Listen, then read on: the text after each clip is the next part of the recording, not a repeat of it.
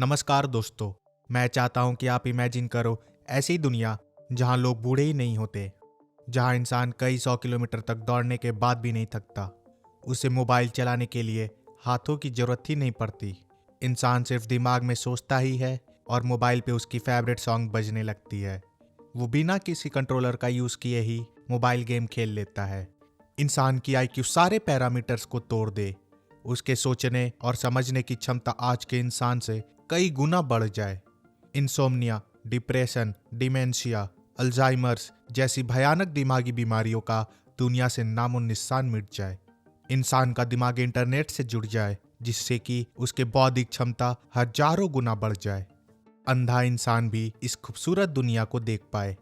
और अगर मैं ये कहूँ कि इंसान के मरने के बावजूद भी उसका दिमाग किसी कंप्यूटर में ऐसे ही महफूज हो और ऐसे ही काम करे जैसे कि कोई जिंदा इंसान अपने दिमाग का यूज करता है, तो शायद आपको लग रहा होगा कि मैं किसी हॉलीवुड फिल्म की बात कर रहा हूँ।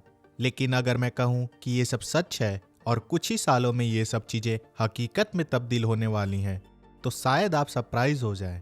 जी हाँ दोस्तों, ये सब चीजें सच होने वाली हैं।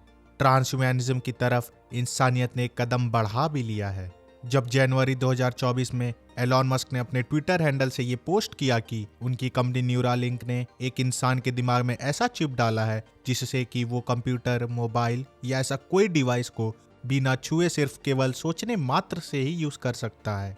दोस्तों, आप सोचो कि ये चिप उन लोगों के लिए वरदान साबित हो सकती है जिन लोगों के पास हाथ ही ना हो या फिर किसी बीमारी वश उनके हाथ काम नहीं करते। आइए हम थोड़ा न्यूरालिंक कंपनी के बारे में जान लेते हैं। न्यूरालिंक की स्थापना 2016 में दुनिया के सबसे अमीर लोगों में से एक एलॉन मस्क और 7 साइंटिस्टों के टीम ने की थी। न्यूरालिंक का एम है कि वो BCI यानी कि ब्रेन कंप्यूटर इंटरफेस चिप को बनाए। अब आप सोच रहे होंगे कि ये ब्रेन कंप्यूटर इंटरफेस क्या होता है। इसको मैं आसान भाषा में समझाता हूँ। मैं एक छोटा सा एग्जाम्पल देता हूँ। जैसे कि हम कप उठा के चाय पी रहे हैं, तो ये कैसे हो पा रहा है कि हमारे सोचने मात्र से ही हमारा हाथ कप को उठा ले रहा है। ये ब्रेन सिग्नल हमारे हाथ तक पहुंच कैसे रहा है? तो दोस्तों, हमारा ब्रेन लाखों करोड़ों नर्व सेल, जिसे न्यूरॉन्स कहा जाता है, उससे बना है। ये न्यूरॉन्स इलेक्ट्रिकल और केमिकल सिग्नल का यूज करके शरीर के दूसरे पार्ट से कम्युनिकेट करने में हेल्प करते हैं। तो ये चिप इन्हीं न्यूरॉन्स के इलेक्ट्रिकल सिग्नल को कैप्चर करती है और वायरलेसली कंप्यूटर को सेंड करती है, और वो कंप्यूटर उस इलेक्ट्रिक सिग्नल को डिकोड करता है, जिससे कि वो समझ पाता है कि जो ब्रेन सिग्नल मिले हैं इससे इंसान क्या करना चाह रहा है। अगर हम इस चिप की बात करें तो इसका ज्यादातर पार्ट पॉलीमाइड पॉलीमर से बना हुआ है। आपको पिक्चर में दिख रहा होगा कि इसमें 2 पार्ट्स हैं।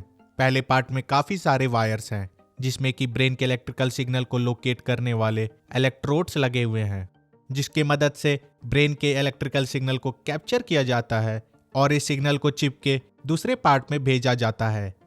चिप का दूसरा पार्ट राउंड शेप का है, जो कि वायर से कनेक्टेड है। उसमें वायर से कैप्चर हुए इलेक्ट्रिकल सिग्नल को एम्पलीफाई किया जाता है, फिर कनेक्टेड डिवाइस को वायरलेसली ट्रांसफर किया जाता है। दोस्तों, इस चिप को पावर देने के लिए बैटरी का यूज किया जाता है, जिसे वायरलेसली बाहर से चार्ज किया जा सकता है। इस चिप को ब्रेन की आउटर लेयर, जिसे हम सेरिब्रल कॉर्टेक्स कहते हैं, उसके ऊपर लगाया जाएगा। इसको लगाने के लिए स्पेशलाइज्ड रोबोट्स का यूज किया गया है, जो कि इंसान के दिमाग में छोटा सा सर्जरी कर इसे फिट कर देते हैं। इस चिप को इंसान के ऊपर प्रयोग करने से पहले इसे काफी सारे जानवरों पर एक्सपेरिमेंट किया गया है, जिसमें ज्यादातर प्राइमेट्स हैं। प्राइमेट्स उन मैमल्स को कहते हैं जो कि अपने हाथों का इस्तेमाल करते हैं और उनकी बौद्धिक क्षमता दूसरे जानवर से ज्यादा होती है, जैसे कि इंसान, बंदर और एप्स। लगभग 4-5 साल इस टेक्नोलॉजी को जानवरों पर टेस्ट किया जाता है और कई सालों के मेहनत के बाद साइंटिस्टों को सफलता भी मिलती है। अप्रैल 2021 में न्यूरालिंक दुनिया के सामने ये दिखाती है कि जिन बंदरों के दिमाग में ये चिप लगाई गई थी, वो पोंग गेम, जो कि टेबल टेनिस जैसा ही एक कंप्यूटर गेम है, वो बंदर उसको बिना कसर घुमाए सिर्फ अपने ब्रेन सिग्नल से ही खेल पा रहे थे। लेकिन दोस्तों, इन एनिमल ट्रायल्स पे बहुत ज्यादा सवाल भी उठे हैं। पेटा, जो कि एक अमेरिकन एनिमल राइट ऑर्गेनाइजेशन है, उसने न्यूरालिंक पर आरोप लगाया था कि उनके लैब्स में सही ढंग से जानवरों पर टेस्टिंग नहीं हो रही। उन्होंने ये भी कहा कि कई सारे बंदरों को मिसट्रीट किया जाता है और उनको स्ट्रेस के माहौल में रखा जाता है। इतना ही नहीं, सर्जरी के बाद कई सारे बंदरों को क्रॉनिक इन्फेक्शन हो जाता है, जिससे कि उनकी मौत भी हो जाती है।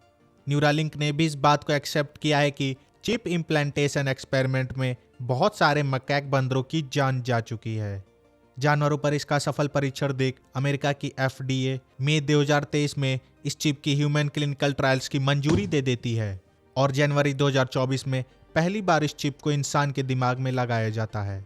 एलॉन मस्क ने बताया था कि सबसे पहले ये चिप उन लोगों को लगाया जाएगा जिनके हाथ काम नहीं करते या फिर पैरालिसिस से उनकी लाइफ ऑफ क्वालिटी पर बहुत निगेटिव असर पड़ा है।